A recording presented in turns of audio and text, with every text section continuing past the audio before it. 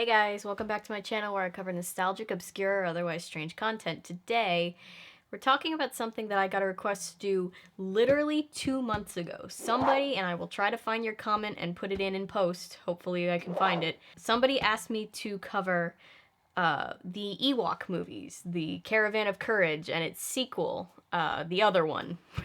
I'm only talking about the first one today. And to that person who sent that request, I'm so sorry it's taken this long. I wanted to do it a lot earlier than now. I was just now able to track it down, watch it, and now we're gonna talk about the first movie. The second one will probably be its own video later on down the line, but I just want to say, come on, Disney. Disney refuses to stream this movie anywhere. They just really don't want anybody to remember this movie and its sequel, I guess. And to that Disney, I say, you cowards. I'm sure you're gonna try to snipe this video off the internet, and I'm really gonna try to make sure that that doesn't happen because people need to remember this movie. This movie is the cheesiest, most 80s thing I have ever seen, and it's fantastic. So let's get into it, assorted friends and family. Let's watch this movie. Ooh, also really quick before we get into it, Austin McConnell made a really great video about this a few years ago that I just watched this morning,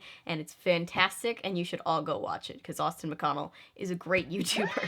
Our story begins in a time long, long ago, deep in an enchanted forest on the distant moon of Endor. So this movie starts off with narration, and the narrator will be in and out sporadically throughout the entire movie. And yes, that is the voice of Burl Ives, who narrated Rudolph the Red-Nosed Reindeer. Two things are very funny to me about the narration. One, it doesn't even say a long time ago in a galaxy far, far away. Long, long ago, deep in an enchanted forest. And two, the narration is kind of strange because the narration doesn't really tell us much about like the characters so much as it just kind of literally narrates what's happening on screen, like what the characters are doing. It's like a weird like nature documentary but with Ewoks. In an Ewok village on the moon of Endor, Wicket the youngest is told he must stay behind. On their way home, the inquisitive Ewoks decide to investigate. So we start off with this couple. They and their kids have crash landed in their space cruiser, and their kids have gone missing, so they are desperately looking for them. I told them not to leave the ship. Mace! One of their kids' names is Mace. He is not Mace Windu. He is a different Mace. I knew we shouldn't have left them alone, not even for a minute.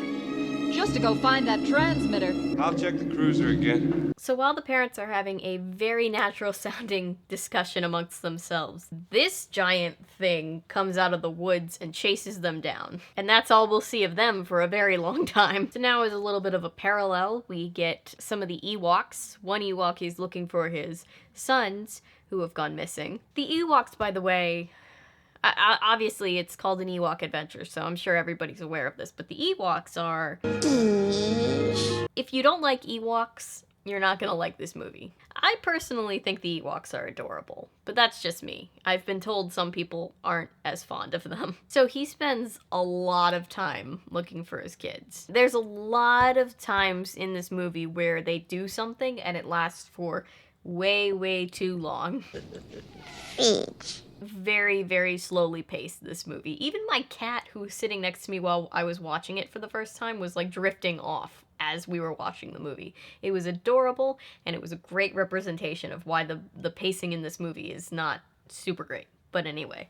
After all that searching, I think he finds his kids. Like, he has his kids at the end, but I'm not sure exactly at what moment he finds them. I was kind of having trouble focusing in on this part of the movie. So the one young Ewok, he goes chasing after a goat, and it snaps the safety cord on the hang glider, because yes, Ewoks have hang gliders, and it's awesome. And this one Ewok just goes for a little ride. And he's riding, and he's riding, and oh, I think this is where he finds his kids. That's right, this is where he finds his kids. I'm up to speed now. On their way back, they find the abandoned, crashed space cruiser that belongs to the family that we saw the parents of before. And they find the little girl. She's super adorable. Got Ewok. I'm starting to understand at certain angles why people might be a little off-put by the Ewoks. Just at certain moments. Are you petting that small child? That seems kind of strange. Whoa, whoa, hey. Oh, so this is Mace. He's the older brother. He does not trust the Ewoks at all. I think they want to be our friends. Get your hands over now! So upon forgetting that manners exist, Mace completely gets tackled to the ground by the Ewoks. You guys can't keep me down. I'm pretty sure they can. They can keep you down. So they take the kids back to their camp. Is that a llama? I don't remember there being llamas in Star Wars. Did I just block that out? So they take the kids back to their camp, and they've just kind of tied up this kid to a stretcher and have brought him in, which is yet another strange thing to do. But I guess he was trying to shoot them, so we'll call that one a draw, I guess. But for all the animosity that they have towards Mace, they really strike up a friendship with Sindel. I think that's how you say her name, the little girl. And the little girl is sick, very, very sad. Rhoda. Chug. So 2 things about the dialogue before we dive further into this movie, because if I don't say it now, I'm just going to keep repeating myself. There's a lot of Ewok speak. I don't know what that's called exactly. There's a lot of Ewoks speaking their language. Shodo. Scusa. Steak. Pizza. And I would not be the first one to feel as though it can be very hard to follow sometimes. And 2, the dialogue that I do understand is odd. Any food? Kush. Food. Eat. Food. It's not very good. But I'm not actually, like, I can't be too hard on this movie because I'm just gonna say it up front. It's so out there that it's charming how, like, badly put together it is. You know what I mean? Like, these 2 kid actors, they're clearly doing their best. And a lot's being asked of them. But anyway, I'm just gonna keep going because there's a lot more movie to see. So they try to give the little kid food. She doesn't eat it. She says she's not hungry. And then she just collapses. I don't feel so good. Uh-oh. So they give her Ewok medicine, I guess, after a very grueling exchange with the brother. It's medicine? Chug.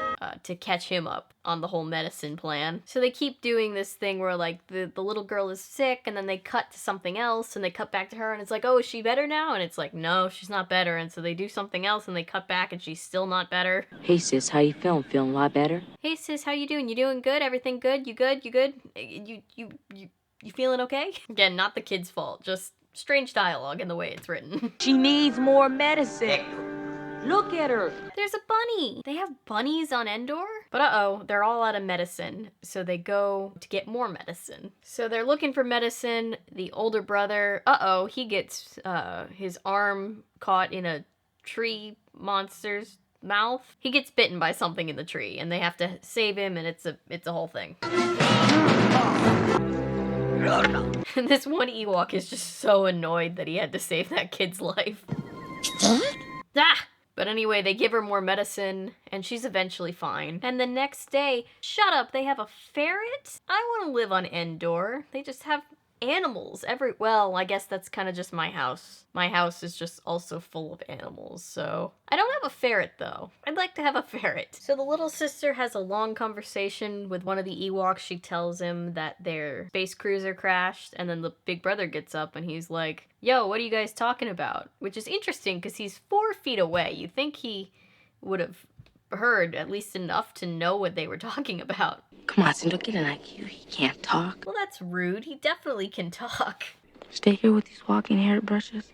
Come on, Cindy, they're animals. Jeez, you don't have to be so insulting. They have feelings, Mace. So anyway, Mace is like, we don't need these guys. I'm gonna get my gun and we're gonna go get out of here and find Mom and Dad. Listen, as soon as I get my gun, we're history. We're out of this place. So in the middle of the next night, they kind of sneak around, they step over the chickens, and they go to leave. So they pretty quickly get lost. Mace, we're lost. I love how that kid wastes no time in just sitting down. She's like, I'm out. You gotta figure out what you're doing. I'm not taking one more step. We are lost. Do you ever miss Mommy and Daddy? Of course I do. Then why don't you talk about them then? Well, they haven't been gone for that long, have they? Also, can I just say I really want one of these little, like, Star Wars laser things that just, like, pew, pew, pew, shoots out a thing to start a fire. It's just like a fire starter gun pen thing.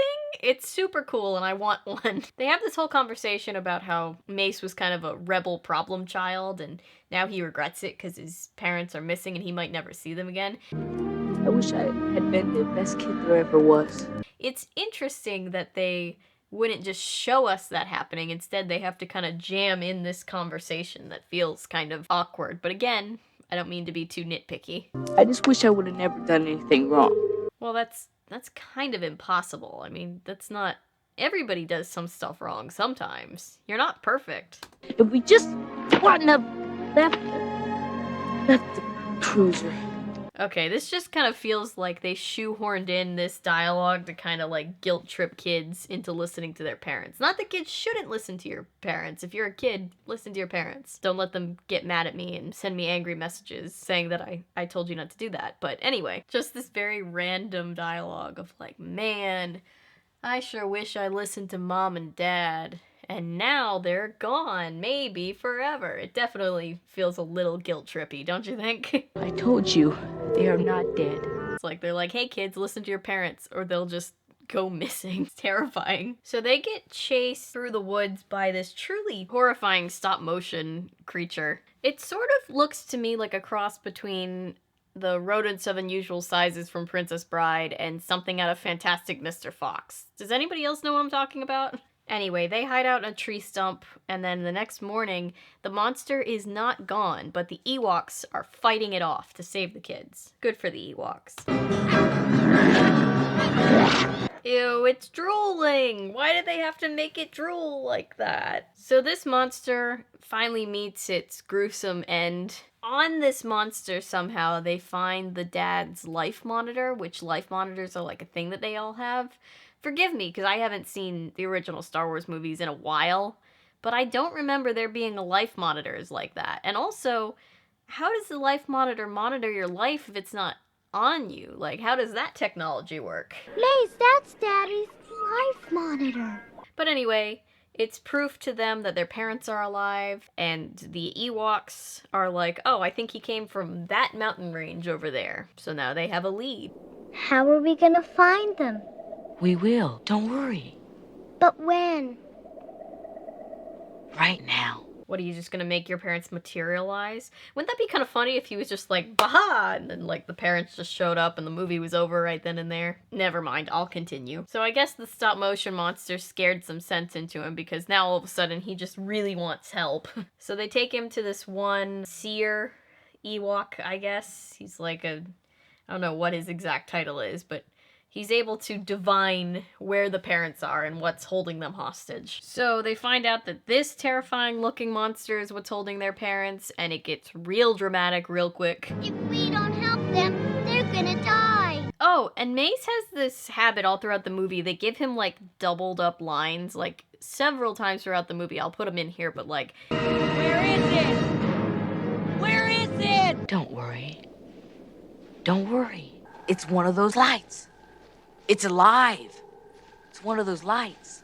he just says like something and then he'll say the same thing again. Like they didn't know what to give him for a second line, but they didn't want his line to stop where it did, so he just repeats himself. It's strange. I've never really seen that before. The Ewoks know that the mother and father of the children are being held captive by the dreaded giant Gorax. Oh shit. So the Ewoks are like, oh, they're being held by this like monster that kills us Ewoks on the far side of town. But even knowing the dangers, the Ewoks decide to help these kids because Ewoks are awesome. So they have the scene during the night, while everybody's sleeping, the Ewoks are kind of crying and saying goodbye to their family. And there's this tiny little Ewok baby that I can't tell if he's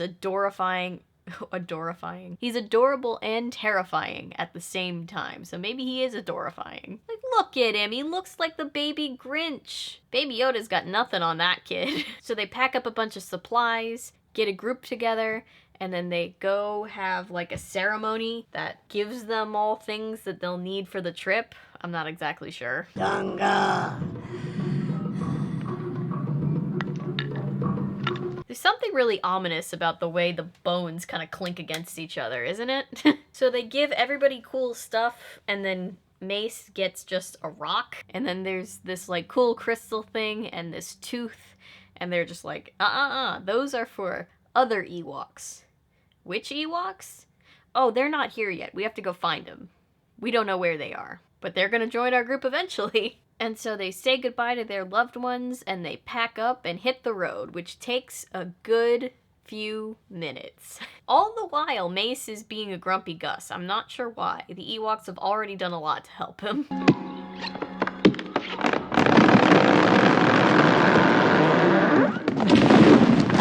So while they're walking, a tree makes a funny squeaking sound and then falls, almost crushes the little sister and a couple Ewoks, but then doesn't, and then Mace is mad at the Ewoks. I'm not sure why. I know why. So this one guy, this Ewok with the axe, he wasn't part of the group, and he just willy-nilly chopped down a tree because he was like, well, I hope there aren't going to be any people under this tree when it falls. And so, to be fair, Mace did kind of have a reason to be upset. But here's the thing, I probably would have caught on to that earlier if it wasn't for the fact that half of this movie's dialogue is literally in a language that nobody can understand. But then this one Ewok comes along and they try to give him the tooth, and they're like, hey, you're the one that's supposed to take this tooth and join our group. And he's like, nah, I'm not really feeling it.